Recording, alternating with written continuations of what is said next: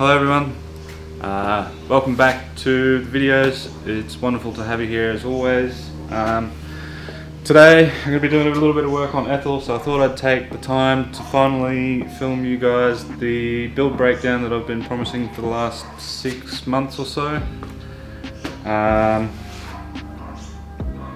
something I've been meaning to do for a while. I get a lot of questions asking about what's in the car, what I've done to it, what's been put in it internally, etc, etc. So I want to go over all of it today, from the paint inside the engine bay and outside to the engine, to the turbo, to the gearbox, to the diff, tail shaft, axles, suspension, bushings, interior, basically the entire car. Give you guys an overview of the car in its entirety, and basically what it's taken me to build it to the 750 horsepower that it's making now.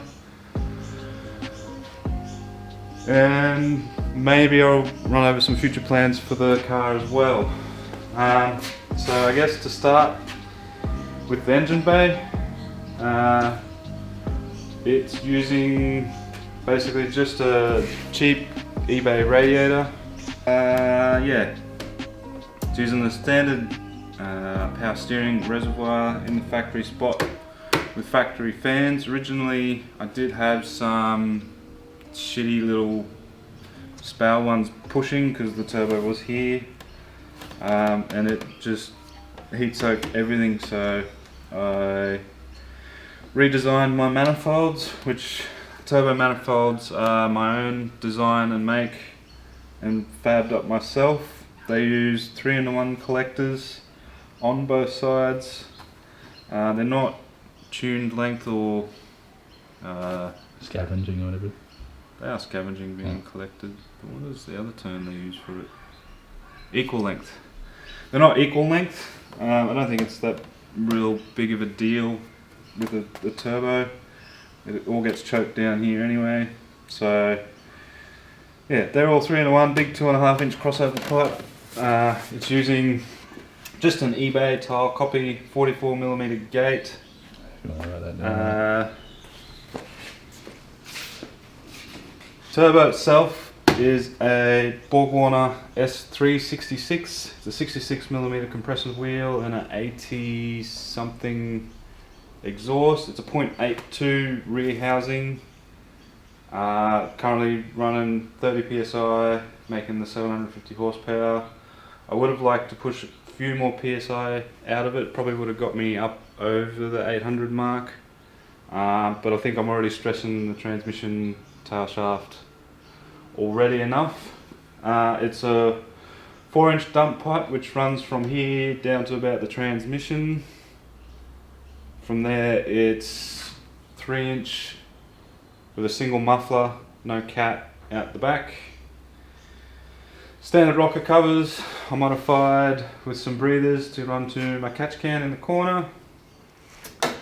Overflow bottles there, standard radiator hose that I just spliced in a temperature gauge into, standard lower radiator hose. Air conditioning is deleted. Brand new aftermarket alternator with a reduction pulley on it so that it doesn't spin it as fast, because the motor is turning faster than the factory limiter.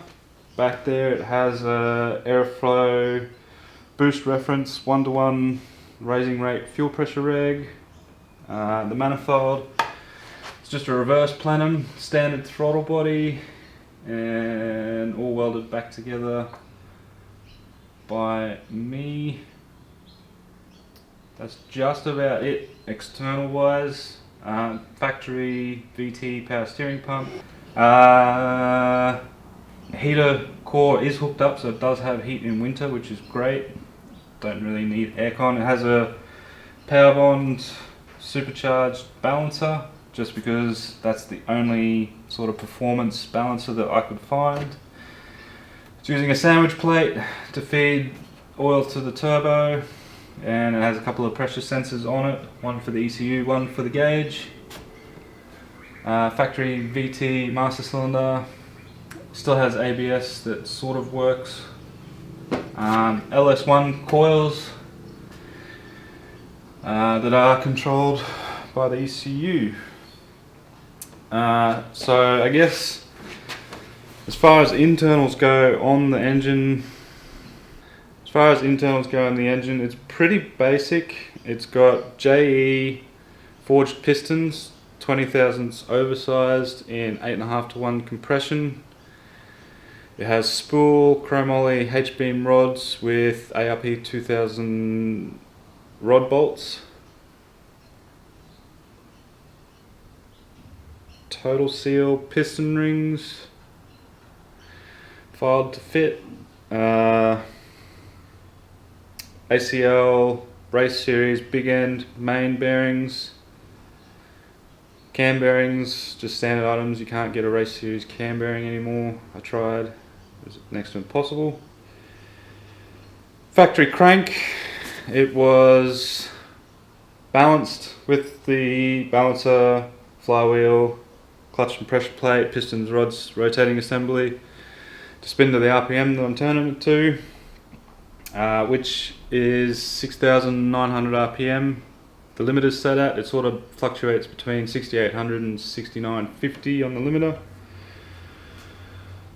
That's the rotating assembly, so blocks, standard. It's been bored 20 thou and honed, decked for the Cometic head gaskets, and that's it. Fresh Welsh plugs, cam bearings installed. The balance shaft has been deleted. To get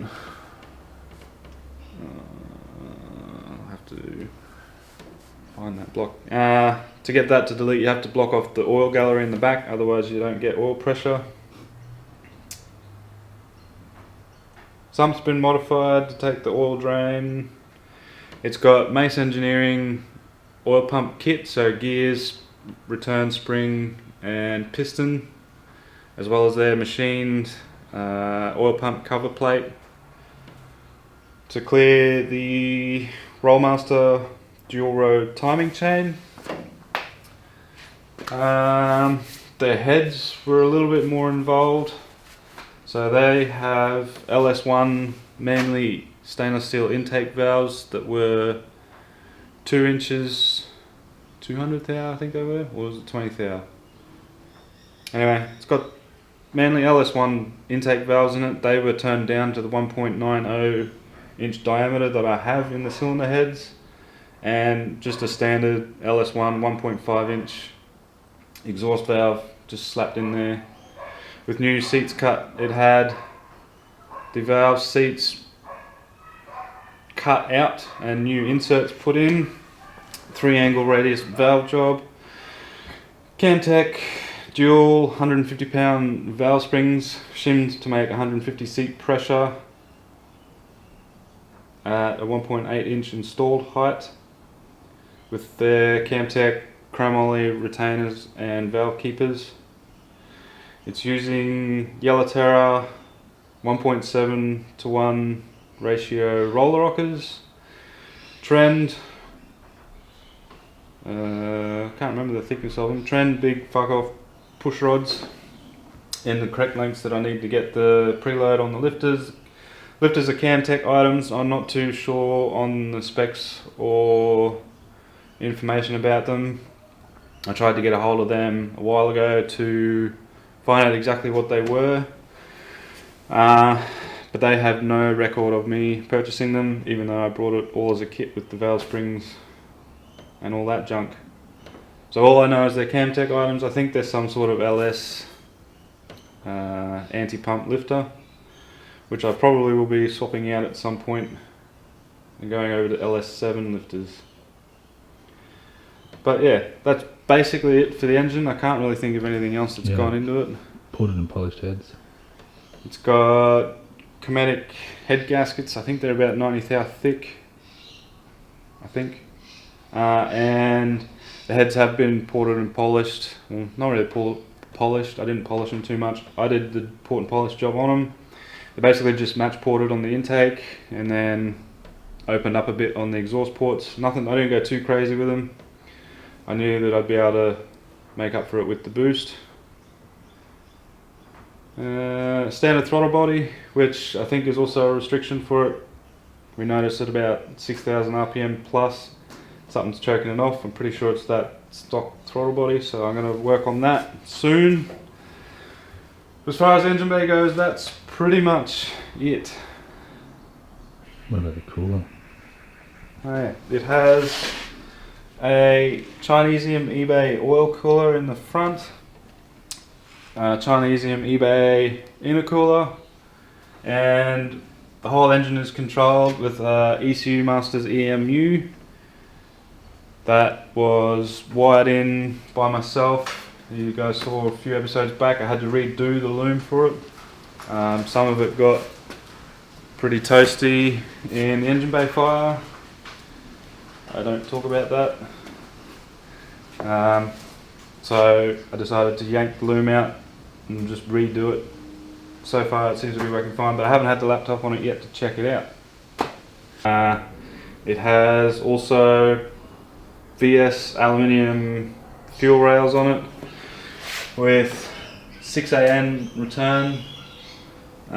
It uses the factory hardline return back to the surge tank, and 8 AN from the surge tank with twin Bosch or Aeroflow Bosch 044s that feed the motor from an eBay surge tank to 8 AN all the way up to the engine to the Bosch 2200cc fuel injectors that are about 60% duty at 30 psi, and the pumps are wired staged, so one pump runs the car all the time and the other pump comes on at about 5 psi and then switches back off under 5 psi.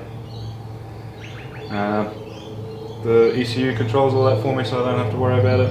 It's using a Detroit's 340 litre per hour in-tank pump, just because that was what was in the tank at the time and I didn't want to yank it back out, slap a stock pump in it, so I just left it in there.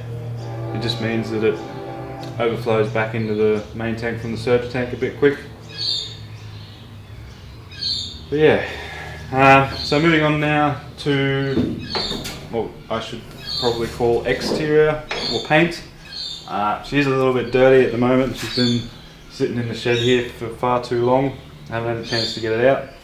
But the engine bay is painted, it's a Honda Odyssey purple. I can't remember the name of the colour. But it was tweaked a little bit to make it a little bit brighter because it was much darker than this. And then I had a tin of metallic flake or pearl or whatever you want to call it on my shelf that I was going to use on one of my VHs. So I decided to do it in the engine bay over the purple. I'm pretty happy with it. It's very unique, very sparkly. And yeah, that's the engine bay paint. Basically it was getting really crispy and really junk. I'm happy with the way that the engine bay turned out. The outside looks like garbage. Let's keep that back up. The outside is, the only thing I know about the colour is it's called Liberty Blue Pearl or Liberty Pearl Blue. It's written on the side of the tin. When I brought the paint 8 or 9 years ago now to paint a VH that I had. That had been hit in the door by the previous owner, so I was just going to respray the whole car with that colour. That car ended up sitting in my backyard for too long and the boot and floor pan rotted out to the point where it wasn't savable, even though I did try. So the paint sat on my shelf for 8 years until I noticed that the paint on this thing, the original white LO3 I think it is,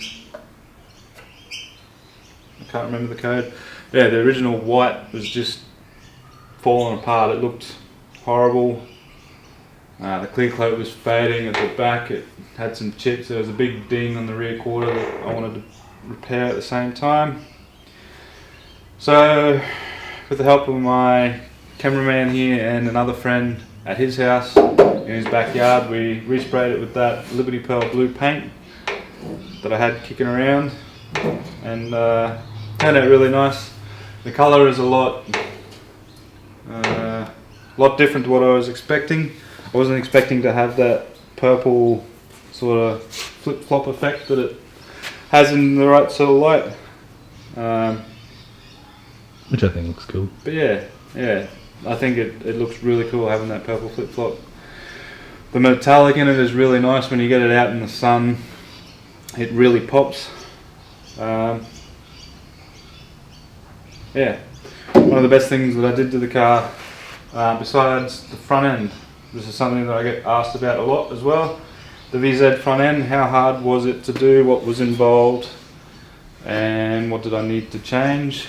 Well, it's still using the VT bonnet because I'm lazy and I never went and brought the VZ bonnet to do the conversion. But to do the VZ bonnet you need to get the VZ scuttle panel because it's different to fit the bonnet shape up the back there.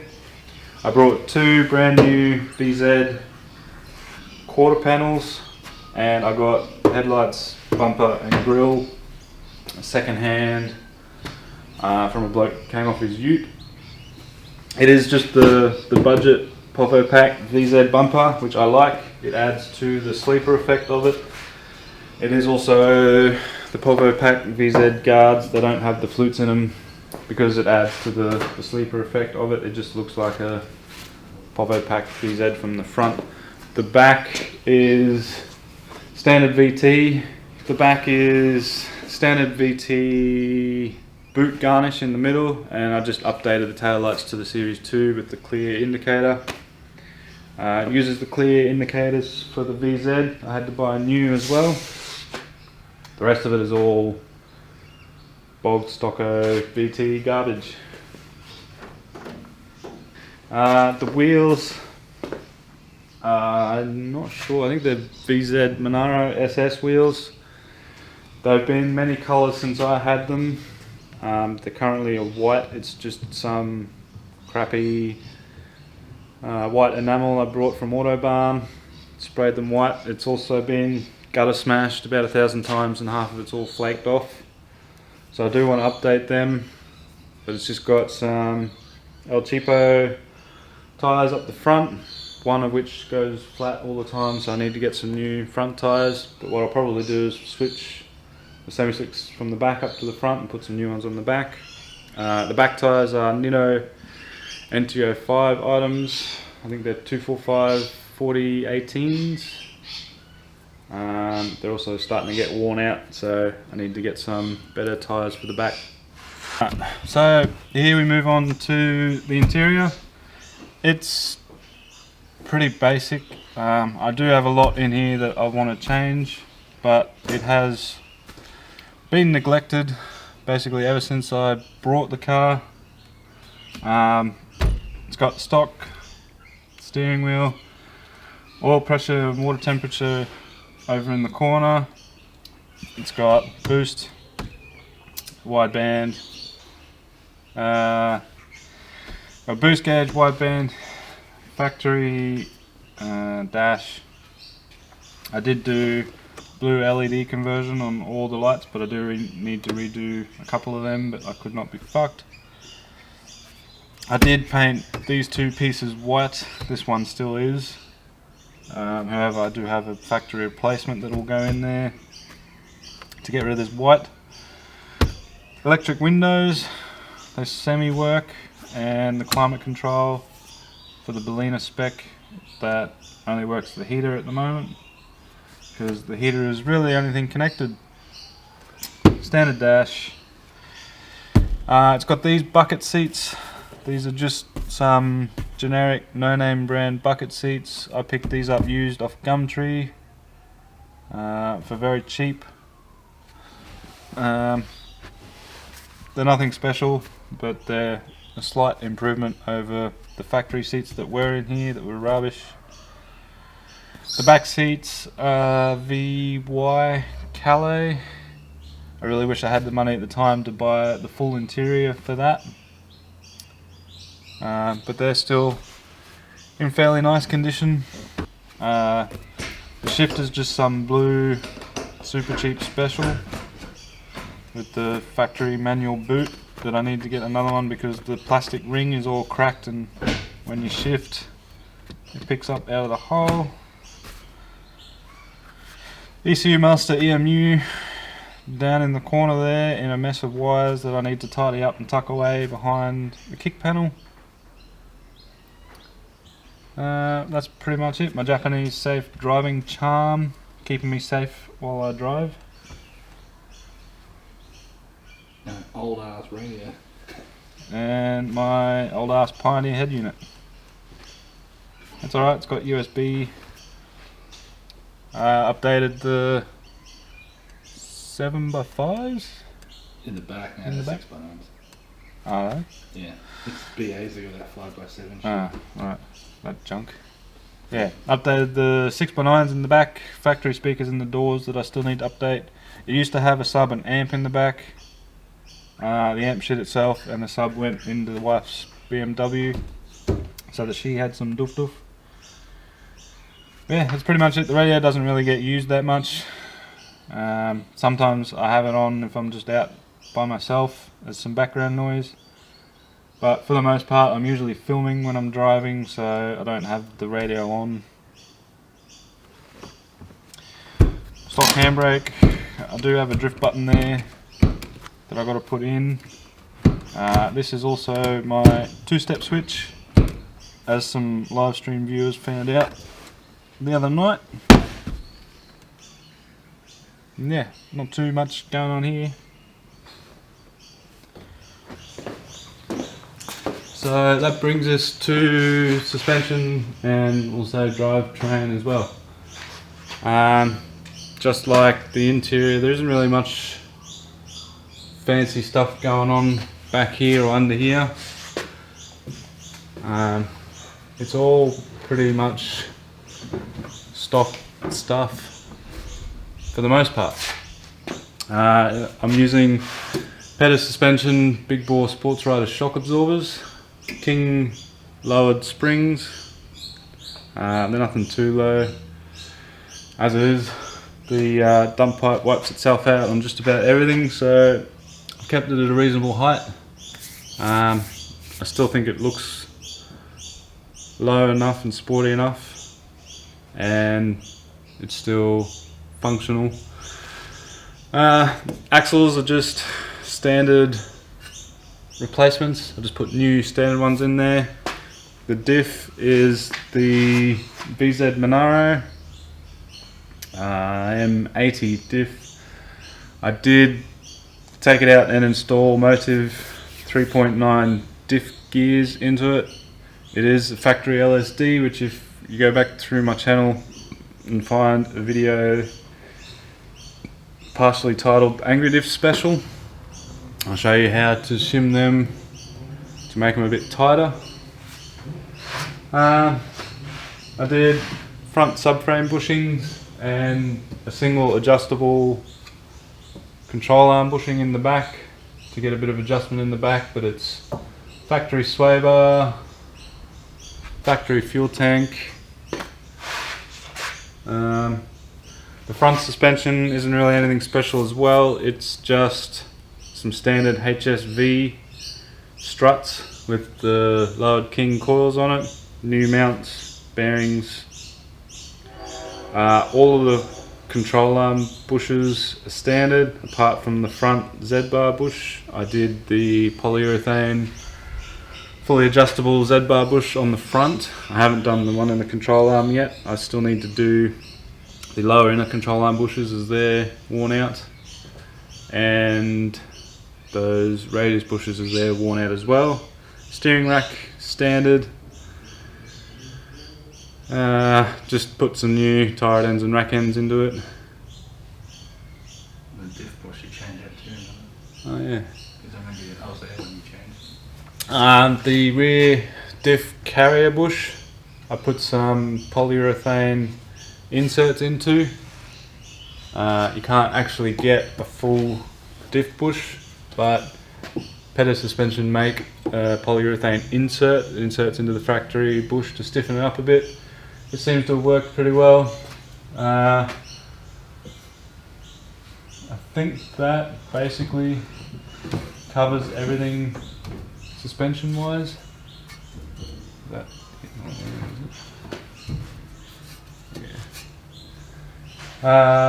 so the tail shaft is the standard VT tail shaft. I use the 4-bolt flange on it because these tail shafts have a slightly thicker wall than the 3-bolt newer versions, making them a bit stronger. Standard uni standard center bearing. I did have to shorten the front section about 40mm for the gearbox conversion. The exhaust is nothing special, it's all just 3-inch steel that I welded together years ago at work with our MIG at work. It's got one 3-inch straight through muffler in it. Again, it's nothing special, no cat. It looks like junk looking at it, but it works. Tail shaft has one 3-bolt rubber guibo on the front of it. I just put a new one on because it does chew one of them out every so often. Yeah, that brings us to the transmission, which is just a stock Tremec T56 out of, I think it was out of some sort of SS. Again, it's really nothing too flash. It's got an eBay short throw shifter on it, which is junk. I did pull it apart many years ago, redo all the bearings in it, the selector forks. Yeah, redid all the bearings in it. I'd put bronze shift fork bushings in it because the shift fork have a little bushing on the end of them, and they're nylon from factory and they all wear out, so I did bronze shift fork bushings. I did a new 1-2 synchro, the whole synchro itself, and carbon fibre blocker rings on 1 and 2 synchro gears. Yeah. Apart from that, it is a standard Tremec T56, and I don't think it's gonna put up with too much more, but I'm gonna push it anyway. Clutch is an Exidi cushion button for the V6, Ecotec V6. I brought that as a kit as well. Came with flywheel, clutch plate, pressure plate. It slipped at about 450 odd horsepower. So at that time the Getrag exploded as well. So that's when I did the upgrade to the Tremec T56, and I retained the flywheel pressure plate, but I had direct clutch make me up 5-puck unsprung, it's not a cerometallic, I believe it's a metallic button clutch plate to suit the T56 input shaft. And that's it. It's so far held the 755 horsepower, but I reckon it's probably, yeah, but I don't think it's going to put up with too much more, but I guess I'll find out. I've also relocated the battery to the boot, so it has a 0-gauge cable that runs from the battery up to the starter, and the alternator runs down to the starter, which powers the whole car, etc. It's got the standard plastic fuel tank with the Beachworks fuel pump in it, surge tank in the boot, battery in the boot.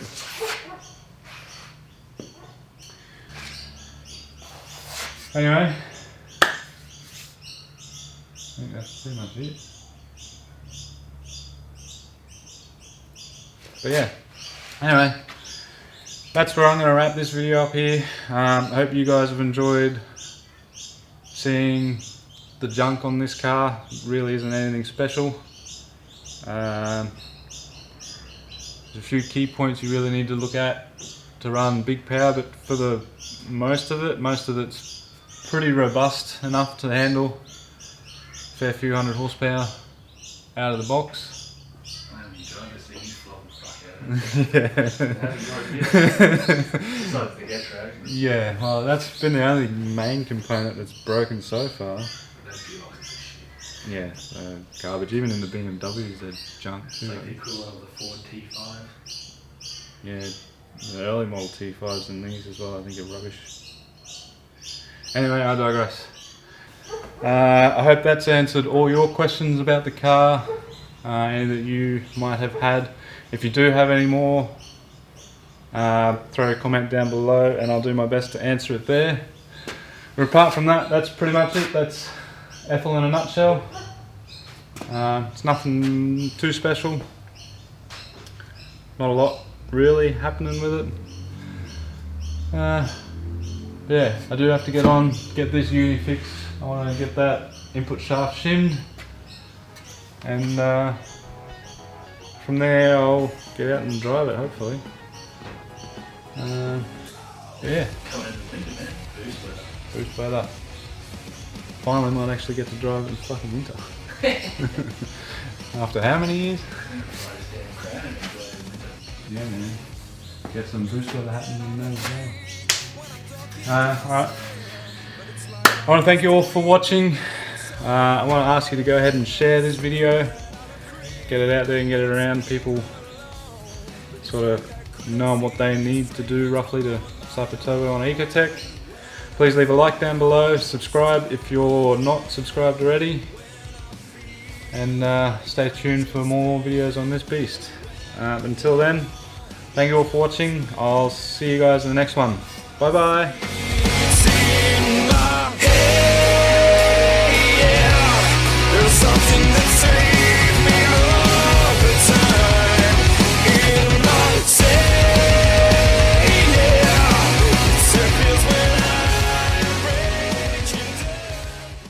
VT power steering pump. Thank you, air compressor. I don't know how to start these. I feel like I'm holding onto a stripper pole. Ah, jeez. Just a short one.